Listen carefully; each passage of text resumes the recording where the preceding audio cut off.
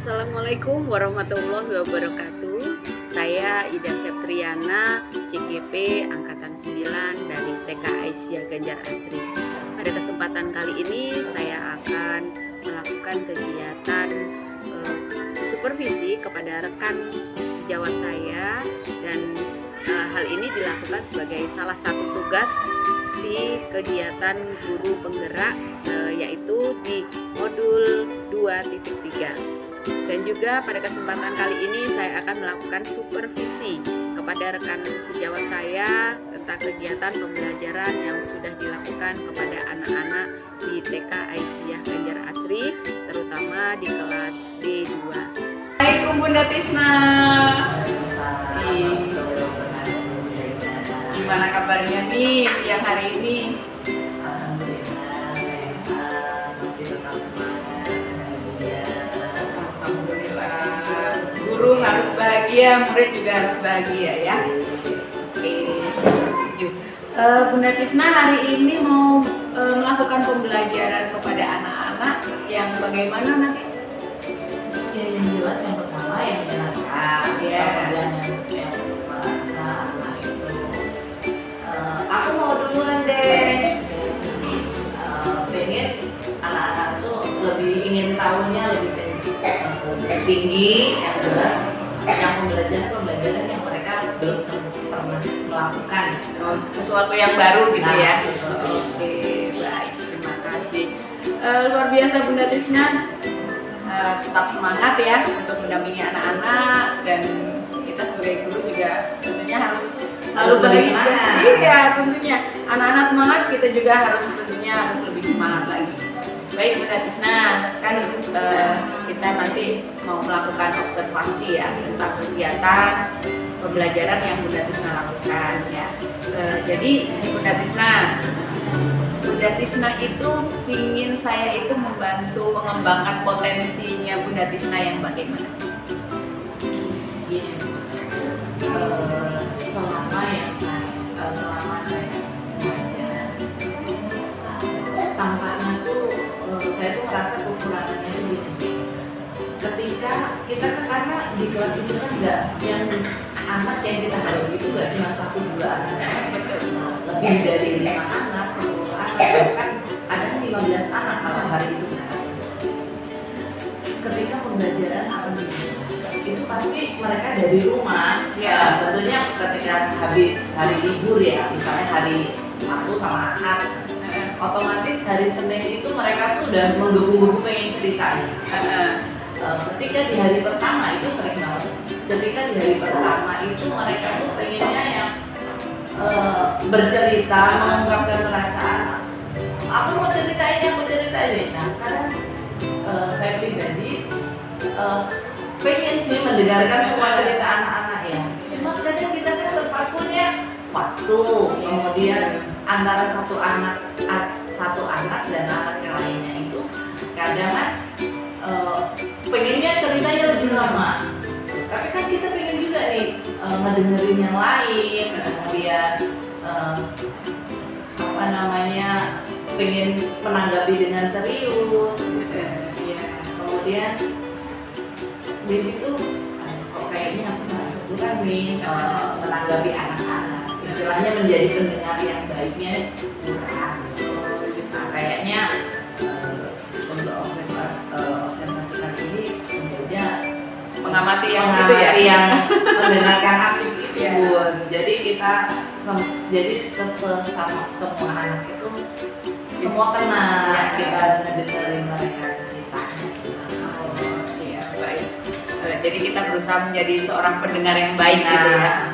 Kita sendiri kadang kalau suara kita nggak didengar kadang jadi gimana gitu kan. Jadi kita itu bisa menjadi pembicara yang baik, namun terkadang kita nggak bisa menjadi pendengar yang baik gitu ya. maunya didengerin aja. Maunya didengarin tapi nggak mau mendengarkan. Nah, Iya. bahaya itu ya. Baik, kemudian Bunda Tisna, bagaimana nih nanti Bunda Tisna ingin saya amati ini yang di bagian mananya nih? Bagian mana yang pengen saya amati gitu tentang kegiatan pembelajaran? Mungkin kalau tentang observasi itu kan tadi yang pertama kali tampaknya mengidentifikasi dari murid guru mungkin. Jadi tipe murid ini sifat muridnya seperti apa, apakah dia memang anaknya pencerita atau anaknya pendiam. Yang pendiam pun harus kita amati kan supaya tergali dari dia rasa beraninya untuk mengungkapkan perasaan, mengungkapkan apa yang dia ingin ceritakan gitu. Mungkin yang pertama identifikasi dulu, kemudian kebutuhan muridnya Bu.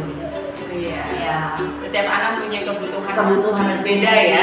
Selain dia tipe anaknya seperti apa, sifatnya seperti apa, kebutuhannya juga. Sebenarnya aku tuh butuhnya pendengar aja loh, nggak perlu dikomentari. Kan ada juga sih anak yang kayak gitu, dia nggak mau dikomentar, dia maunya cuman aku tuh gini. Ya berarti ya enggak ya kan, intinya seperti itu kan. Ada juga anak yang seperti itu kan. Setelah diidentifikasi tipe apa sifat murid, kemudian kebutuhan murid, mungkin baru kita tindak lanjutnya Rencana aksinya ya. setelah kita lagi. Ya, baik. Jadi identifikasi dan rencana aksi jadi poin utama ya dalam kegiatan observasi kita nanti ya. Oke. Kemudian nih Bunda Tisna, apa harapan dari Bunda Tisna sendiri nih dari observasi yang akan kita lakukan bersama nanti? Ya, otomatis gitu pengennya yang lebih baik lagi ya. Pengen banget satu terlintas di dalam pikiran kita semua, termasuk saya ya. Ketika menjadi seorang guru tuh pengen banget jadi guru yang selalu dirindukan. Oh gitu ya. Kayak di apa ya? Oke. Guru yang dirindukan. Kalau guru dirindukan, guru itu pengennya ibu itu nggak ada ya. Ibu itu kenapa kok nggak sekolah? Pengen banget dirasakan, pengen yang ditelepon, Bunda kenapa nggak sekolah? Seperhatian itu gitu. Yang jelas itu pengen menjadi guru yang dirindukan. Yang kedua, pengen memberikan pembelajaran yang baik untuk anak supaya membekas, kemudian terutama pelajarannya yang lebih baik gitu, menggali potensi anak dengan pembelajaran yang menarik, menyenangkan, kemudian pembelajaran yang membekas artinya selalu diingat. Selanjutnya harapannya lagi ya, untuk saya sendiri, pribadi saya sendiri, dengan tujuan awal tadi yaitu menjadi pendengar yang baik. Nah, tujuan awalnya untuk menjadi pendengar yang baik sehingga anak-anak senang dengan kita dan kembali lagi menjadi guru yang dirindukan. Oke, baik. Nah, Bunda Tisna luar biasa. Semoga nanti observasi yang akan kita lakukan berjalan dengan baik. Bunda Tisna juga tetap semangat, selalu mendampingi anak-anak dan juga memberikan pembelajaran yang inovatif sehingga anak-anak itu merasa bahagia ya ketika berada di sekolah. Baik Bunda Tisna, silahkan nanti Bunda Tisna setelah ini melakukan observasi, melakukan kegiatan, kemudian saya melakukan observasi. Nanti setelah Bunda Tisna melakukan kegiatan bersama anak-anak, kita akan sambung lagi di kegiatan supervisi ya. Terima kasih banyak loh udah dibantu observasi di prosedur. Ya, terima kasih, semangat Bunda Tisna.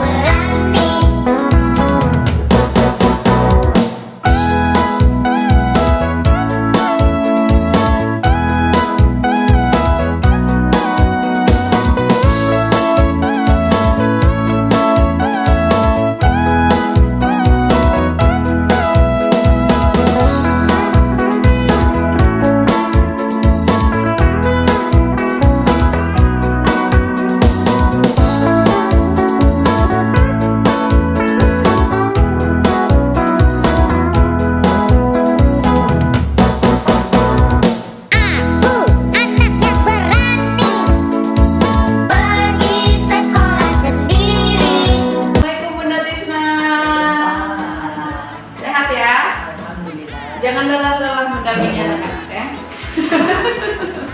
Selalu tetap tersenyum, bahagia ya. Baik Bunda Tisna, tadi saya sudah melakukan kegiatan observasi ketika Bunda Tisna melakukan kegiatan bersama anak-anak ya.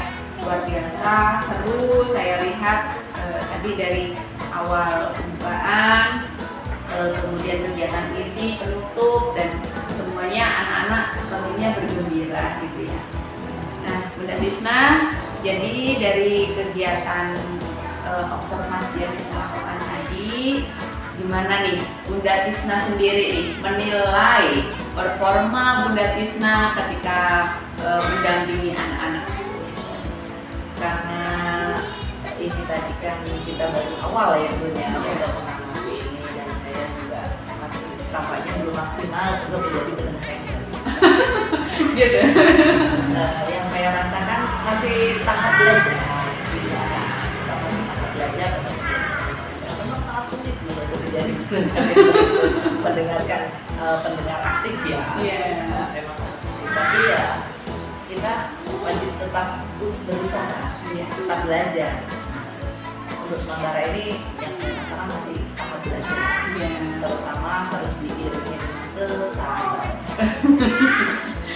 Sabar itu gak ada batasnya ya. Jadi Bunda Tisna tetap ingin mengembangkan potensi yang ada dalam dirinya, terutama di pendengar aktif ya.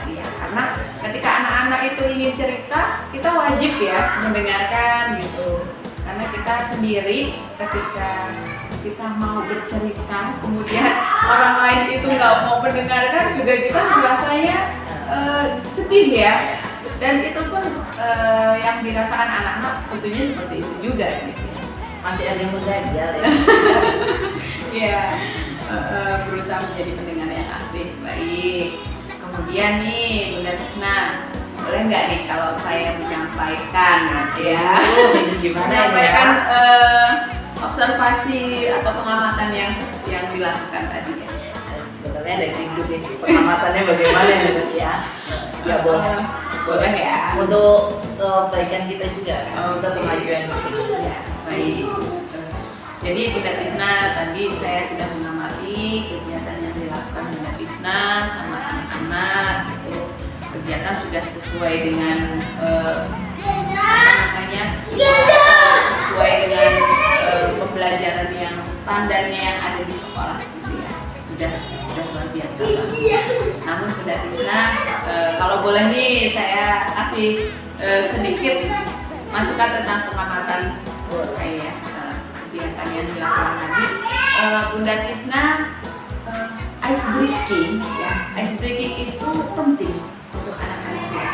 Yang pertama, ice breaking itu untuk mengolah rasa, mengolah kegiatan, pengembangan motorik halus, pengembangan semua aspek pengembangan itu ada di kegiatan ice breaking.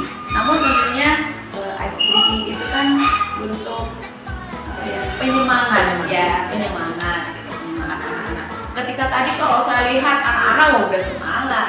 Kalau misalkan nih ditambah dengan ice breaking ya, Sebelum kegiatan belajar ya. iya, ice breaking itu sebenarnya tidak di awal nggak apa-apa Bunda Tisna. Di awal boleh, di pertengahan juga boleh. Monggo silahkan Bunda Tisna mau mengembangkannya gitu apa.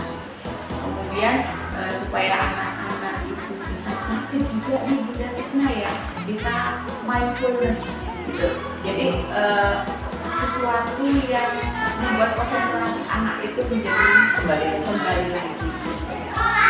Jadi ice breaking itu 30 dirasa penting. 2 3 Kalau menurut Bunda Tisna gimana? Ya sebenarnya perlu juga ice breaking itu untuk penyemangat kita kan. Jadi anak-anak semangat, kita pun juga semangat. Iya. Nah, kalau saya lihat tadi sih kalau kegiatan yang sudah dilakukan sih sudah kalau rentang antara angka 1 sampai 10 ya, kalau saya lihat juga sudah mencapai 8 lah. Tinggal penguatan lagi, tinggal inovasi lagi. Jadi yang kita bisa